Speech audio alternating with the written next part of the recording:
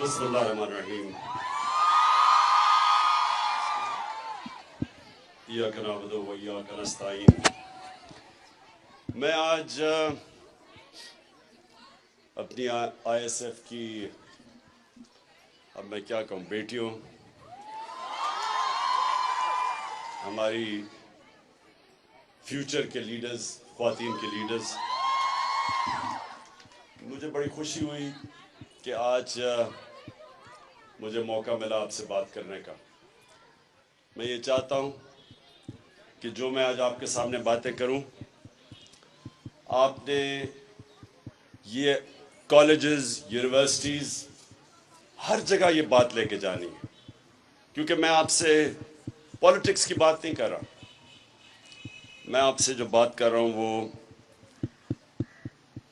ملک کے لیے جہاد لڑنے کی، جو حقیقی آزادی ہے، اس کے لیے آپ پولیٹکس نہیں کرتے، آپ جہاد لڑتے ہیں، اور یہ ہے آپ کی مستقبل کے لیے، آپ کی آنے والی جنریشنز کے لیے، انشاءاللہ جب آپ کے بچے ہوں گے ان کے لیے، یہ آپ اپنی فیوچر کے لیے ایک جنگ لڑ رہے ہیں۔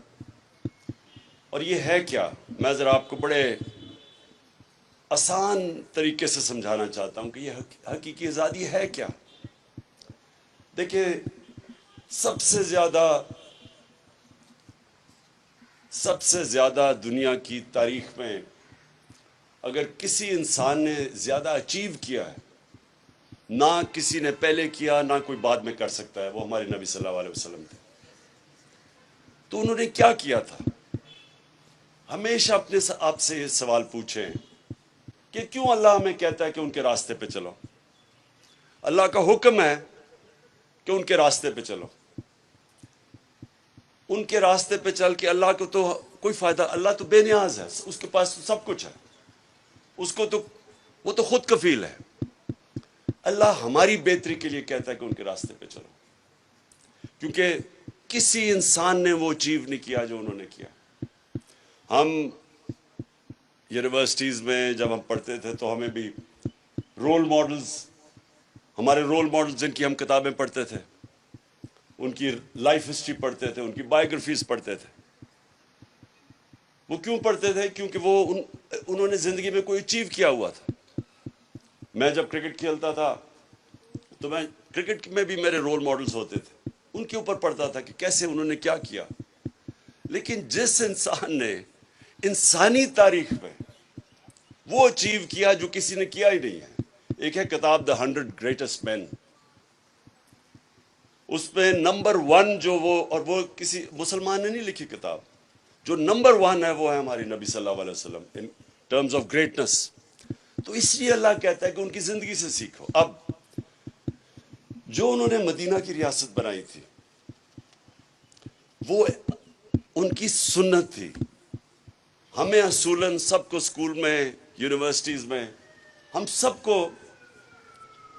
سب کو پتہ چلنا چاہیے تھا کہ وہ کیا ہوا تھا، وہ کیا دنیا کا انقلاب آیا تھا کہ وہ 10 سالوں کے اندر انسان بدل گئے۔ جن کی کوئی اہمیت نہیں تھی، انہوں نے دنیا کی امامت کی۔ یہ تاریخ کا حصہ ہے کہ رومن امپائر اور پرشین امپائر، سپر پاورز، ایک دم یہ 10 سال کے فنومینا میں 622 اور 632 کے بیچ میں، جب نبی صلی اللہ علیہ وسلم پہنچے مدینہ اور جب وہ دنیا سے گئے، ان 10 سالوں کے اندر انسان بدل گئے اور انہوں نے دنیا کی امامت کی۔ یہ ہسٹوریکل فیکٹ ہے۔ تو کیا ہوا تھا؟ انہوں نے حقیقی طور پہ لوگوں کو آزاد کیا تھا، انسانوں کو آزاد کر کے ان کے پوٹینشل کو آزاد کر دیا تھا، چھوٹے سے انسانوں کو بڑے انسان بنا دیا تھا۔ جو مولانا رومی کہتے ہیں کہ جب اللہ نے تمہیں پر دیے تو کیوں زمین پہ رینگ رہے ہو چونٹیوں کی طرح؟ ہم سب کے پاس پر ہے، ہم کوئی بھی اوپر جا سکتا ہے، کیونکہ ہم اللہ کی سب سے عظیم مخلوق ہے، اشرف المخلوقات۔ اس نے جس کے فرشتوں کو کہا کہ ان کے سامنے جھکو، انسان کے سامنے، ہم وہ لوگ ہیں۔ لیکن ہم اپنی حیثیت نہیں جانتے، ہم جانتے نہیں ہیں کہ اللہ نے ہمیں کتنی طاقت دی ہے۔ جب شیطان نے کہا کہ میں نہیں جھکتا، یہ مٹی کا بنا ہوا ہے، میں آگ کا، تو اللہ نے کہا تمہیں نہیں پتا کہ میں نے اسے کتنی طاقت دی ہے، صلاحیت دی ہے، پاور دی ہے۔ تو ہم سب کو اللہ نے پاور دی ہے، ہم سب میں پوٹینشل ہے کہ ہم کچھ بھی کر سکتے ہیں، لیکن ہم زنجیریں بندھی ہوئی ہیں جو روکتی ہیں ہمیں اوپر جانے سے۔ تو میرے نبی صلی اللہ علیہ وسلم نے مدینہ میں وہ زنجیریں توڑ دی، انسانوں کو آزاد کر دیا، ان کو پر دے دیے۔ وہی لوگ تھے، اور یہ تاریخ کا حصہ ہے، وہی لوگ تھے جن کی کوئی حیثیت نہیں تھی دو سپر پاورز کے سامنے، 10 سالوں کے اندر وہ تبدیل ہو گئے۔ اور وہ جسمانی انقلاب نہیں تھا، وہ فکری انقلاب تھا، ذہنوں کے اندر تبدیلیاں آئی تھی۔ عورتوں کو انہوں نے آزاد کیسے کیا؟ رائٹس دے کے۔ آج بھی پاکستان میں سمجھتا ہوں کہ ہم نے باوجود کہ ہم نے قانون بھی پاس کیا، 80% خواتین کو ان کے انہیریٹنس رائٹس نہیں ملتے جو انہوں نے 1500 سال پہلے انہوں نے عورتوں کو دیے تھے، ان کو رائٹس دیے تھے۔ انہوں نے واضح طور پہ خواتین کے رائٹس اسپیسیفائی کیے تھے، قانون کے اندر انہوں نے ان کو رائٹس دیا اور انصاف دیا تھا، برابر کے انہوں نے انسان بنایا تھا۔ پہلے عورتیں اور آدمیوں کو برابر کے انسان نہیں سمجھتے تھے۔ انہوں نے غلاموں کو آزاد کیا تھا۔ مسلمان کی تاریخ ہے کہ غلام بادشاہ بن گئے۔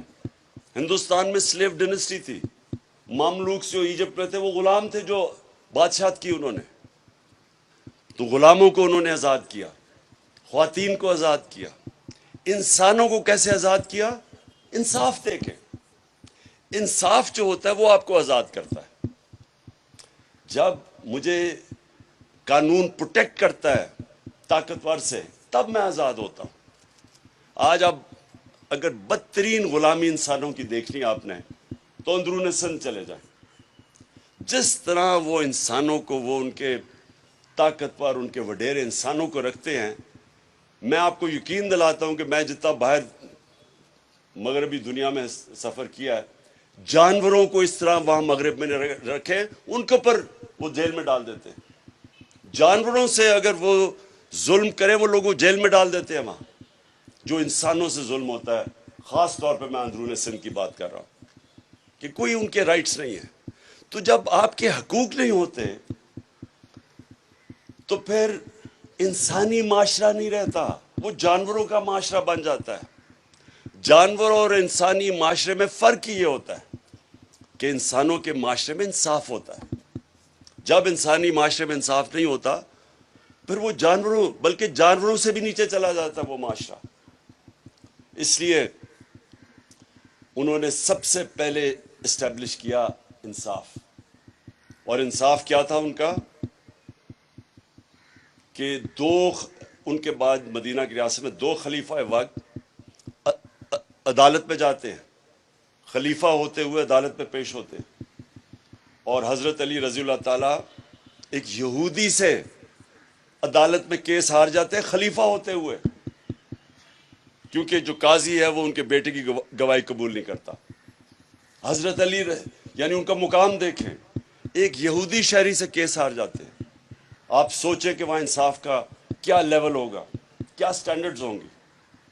آج آپ سوچ سکتے ہیں کہ کسی بھی مغربی معاشرے میں جس میں ہمارے سے بہتر انصاف کا نظام ہے، وہاں کوئی ان کا حاکم ہو، ان کا سربراہ ہو، وہ ایک کسی اور مائنورٹی سے کیس ہار جائے، وہاں بھی تصور نہیں ہے۔ تو یہ تھا لیول ان کا انصاف کا، جس کی وجہ سے انسان آزاد ہو گئے، جس کی وجہ سے ان کی پرواز اوپر چلی گئی، جس کی وجہ سے انہوں نے کئی 100 سال تک دنیا کی امامت کی، ورلڈ لیڈرشپ کی۔ انہوں نے ہر چیز میں، چاہے وہ سائنسز ہوں، چاہے وہ کسی انوویشنز، ہر چیز میں وہ آگے نکل گئے کیونکہ انسان آزاد ہو گئے۔ تو میں جو آپ کو چاہتا ہوں، جب آپ یونیورسٹیز اور کالجز میں جائیں تو آپ سمجھائیں کہ ہم اس طرح کہیں نہیں جا رہے۔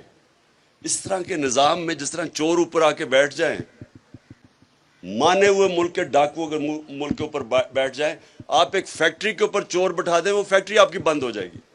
ملک کیسے چل سکتا ہے؟ آج ساری جتنی بھی غریب ملک ہیں ان ساروں کی ایک ہی کہانی ہے. وہاں انصاف نہیں ہے, وہاں رول آف لا نہیں ہے, وہاں انصاف کی حکمرانی نہیں, وہاں جنگل کا قانون ہے. جو طاقتور ہے وہ قانون سے اوپر ہے, جو کمزور ہے اس کو انصاف نہیں ملتا. ہمارے نبی صلی اللہ علیہ وسلم نے کہا تھا کہ تمہارے سے پہلے بڑی قومیں تباہ ہوئیں کہ کمزور جب چوری کرے وہ جیل میں, اور طاقتور جب چوری کرے تو اس کو این آر او مل جائے, اس کو پکڑے نہ. جو آج یہاں ہے ہمارے ملک میں, انہوں نے تب کہا تھا کہ قومیں تباہ ہو جاتی ہیں. جس قوم میں رول آف لا نہیں ہوتا وہ تباہ ہو جاتی ہے. اور یہ ساری غریب ملکوں کی یہی کہانی ہے آج. وہاں ہر جگہ زرداری اور شریف بیٹھے ہوئے ہیں, چوری کر رہے ہیں, ملک کا پیسہ باہر لے کے جا رہے ہیں, اور دوسروں سے بھیک مانگ رہے ہیں کہ جی ہمیں ڈالرز بھیج دو. یہ سارے غریب ملکوں کا یہی مسئلہ ہے, یہ صرف پاکستان کا نہیں ہے. میں اس لیے جب میں نے پالیٹکس شروع کی تو تب میں نے اپنی انصاف کی تحریک, یعنی میں نے ایک چیز آئیڈینٹیفائی کی کہ اگر ہم انصاف لے آئیں پاکستان میں تو یہ ملک آزاد ہو جائے گا اور یہ عظیم ملک بنے گا. تو یہ جو حقیقی آزادی ہے اس کی ابھی جد و جہد جاری ہے. چور اوپر بیٹھ گئے ہیں.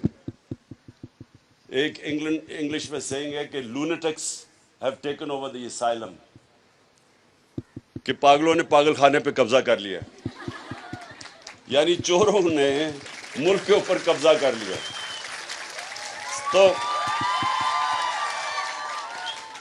اب وہ ہر روز ان کے کیس معاف ہو رہے ہیں. پہلے قانون بناتے ہیں خود قانون بناتے ہیں اسمبلی میں جا کے, نیب لا میں امینڈمنٹ کرتے ہیں, پھر باری باری ان کے کیس ختم ہو رہے ہیں اب چوروں کے. تو میں ان کو بار بار کہتا ہوں کہ پھر جیل کھول دیں. وہ بیچارے غریب لوگوں کا کیا ہے, وہ جو غریب سارے جیلوں میں بھرے ہوئے ہیں. اور اس لیے یہ یاد رکھیں کہ جب تک ہم اس کے لیے جد و جہد نہیں کریں گے, یہ جو اب ہمارے ساتھ ملک سے ہو رہا ہے, یہ اگر ہم اب کھڑے اس کے لیے نہیں ہوں گے تو وہ پھر قومیں تباہ ہو جاتی ہیں. قرآن کی آیت ہے کہ میری زمین پہ نکل کے دیکھو کتنی قومیں تباہ ہوئی جو میرے حکم پہ نہیں چلی. قومیں رہتی نہیں ہیں, تباہ ہو جاتی ہیں. یوگوسلاویا نہیں ہے اب, پہلے ایک ہمارے زمانے میں ایک ملک تھا, وہ ختم ہو گیا. سوویت یونین نہیں رہی اب, وہ رشیا وہ تھوڑا سا رہ گیا. ہمارے ہوتے ہوتے ایسٹ پاکستان علیحدہ ہو گیا, بنگلہ دیش بن گیا. تو یہ نہ سمجھے کہ ملک رہ جاتے ہیں. جب تک ملک اپنی انصاف کے لیے جد و جہد نہیں کرتے, اپنے حقوق کے لیے, اپنے رائٹس کے لیے, اپنی آزادی کے لیے قومیں نہیں کھڑی ہوتی, وہ پھر قومیں تباہ ہو جاتی ہیں.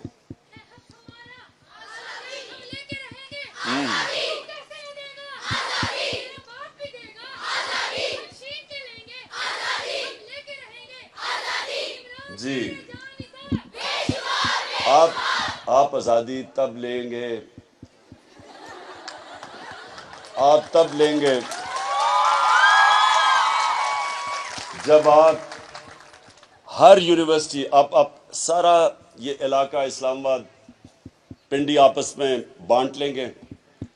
اور آپ نے جس طرح جب پاکستان کی تحریک چلی تھی, تحریک پاکستان, تو تب بھی میری والدہ کی جنریشن وہ جاتے تھے کالجز کے اندر اور اپنی آزادی کی تحریک کی وہ پوری جد و جہد کرتے تھے, لوگوں کو اپنی طرف لے کے آتے تھے. اور آپ جتنی ایج کی تب بھی ہماری خواتین آپ کی ایج کی وہ جا کے پوری اس کے لیے جد و جہد کرتی تھیں اور تبلیغ کرتی تھیں اور لوگوں کو تیار کرتی تھیں. اس لیے آپ نے بڑا یہ جو وقت ہے یہ فیصلہ کن وقت ہے پاکستان کی تاریخ میں. یہ انشاءاللہ جس طرح قوم میں بیداری آئی ہے, جس طرح قوم میں شعور آیا ہوا ہے, تو انشاءاللہ اگر ہم سب اس وقت محنت کریں, لوگوں کے اندر جائیں, تو میرے میں شک نہیں ہے کہ یہ انشاءاللہ یہ جو تحریک ہے ہماری یہ حقیقی آزادی کی تحریک یہ کامیاب ہوگی. تو آپ نے سب نے میرے سے وعدہ کرنا ہے کہ لوگوں کے پاس جانا ہے, ممبرشپ کرنی ہے, نائلہ مجھے بڑا پسند آیا آپ کی جو آپ کا جذبہ اور جنون تھا، اور آپ میں جو شعور تھا، یعنی جو آپ نے کئی باتیں کی وہ بڑی، میں نے بڑے بڑے دیر میں جو پولیٹکس میں لوگ رہتے ہیں ان سے نہیں سنی وہ باتیں. کیونکہ دیکھیں دو چیزیں ہوتی ہیں پولیٹکس، آپ نے سمجھ لی ہے. ایک ہے پولیٹکس جو دنیا میں بدنام ہے. آدمی یا عورت پولیٹکس میں آتی ہے عوام کی خدمت کرنے کے لیے اور وعدے کرتی ہے کہ میں خدمت کروں گی عوام کی یا کروں گا، اور اس کے بعد خود پیسے بنانے شروع ہو جاتے ہیں، لوگوں کو ہی لوٹنا شروع ہو جاتے ہیں. اور دوسرے ہیں جو پولیٹکس کو عبادت سمجھتے ہیں، جو پیغمبروں کا راستہ تھا. وہ بھی اسٹیٹ کرافٹ تھی. نبی صلی اللہ علیہ وسلم نے بھی مدینہ کی ریاست سنبھالی تھی، لیکن وہ ایک عبادت میں کنورٹ ہو جاتی ہے کیونکہ انہوں نے لوگوں کی زندگیاں بدل دی، انسانوں کو اٹھا دیا، فلاحی ریاست بنا دی، انصاف کر دیا، حقوق دے دیے. وہ بھی پولیٹکس ہے. تو دو پولیٹکس ہے، ایک قائد اعظم کی ہے، ایک ان چوروں کی ہے. اور آپ جو پولیٹکس کریں گے وہ آپ کی عبادت میں شامل ہوگی، کیونکہ آپ اپنی ذات کے لیے نہیں کریں گے، آپ اپنی قوم کے لیے کریں گے. جس طرح کشمیر کے لوگ ہیں جو مقبوضہ کشمیر میں، یعنی وہ کن مشکلوں میں ان کی خواتین نکلتی ہیں، ظلم ہوتا ہے، لیکن وہ بار بار قربانیوں کے بار بار نکلتی رہتی ہیں، کیونکہ وہ سب کو سمجھتے ہیں کہ غلام قوم کبھی کھڑی نہیں ہو سکتی. غلام صرف اچھے غلام بن سکتے ہیں، صرف آزاد قومیں اوپر جاتی ہیں.